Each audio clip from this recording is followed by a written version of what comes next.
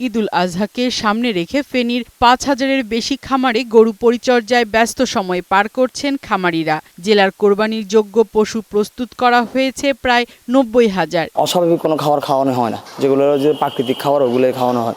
খাদ্যের দাম যদি কিছু কম থাকতো তাইলে এই দেশে অনেক খামারই টিকে থাকতে পারতো। সীমান্ত দিয়ে চোরাই পথে ভারতীয় গরু আসায় লোকসানের আশঙ্কার কথা জানালেন খামারিরা।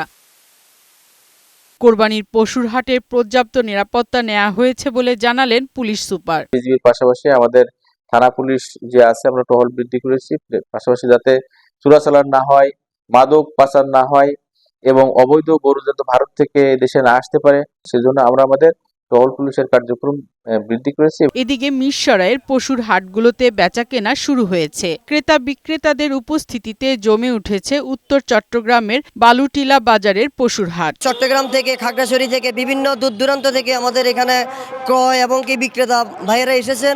মোটামুটি ভালো বেচা কিনা হইতেছে। শেষ সময় কোরবানির পশু পরিচর্যা করছেন লক্ষ্মীপুরের খামারিরা। জেলায় এই বছর পশুর চাহিদা ৮৮,২১৫টি পশু। সরকারের দিকে খুব নজর দিতে হবে, যদি গ্রাম পর্যায়ে যদি খামার বাড়িতে তাহলে ভারতীয় গরু বা অন্য গরুগুলো বন্ধ করতে হবে। অবৈধ পথে গরু আমদানি বন্ধের উদ্যোগ নেওয়া হয়েছে বলে জানালেন জেলা প্রাণী সম্পদ কর্মকর্তা। স্থানীয় প্রশাসন, জনপ্রতিনিধি, পুলিশ সকলের সহযোগিতায় বর্ডার এলাকায় তারা ব্যবস্থা নিয়েছে যাতে কোনো গরু বাংলাদেশে ঢুকতে না পারে।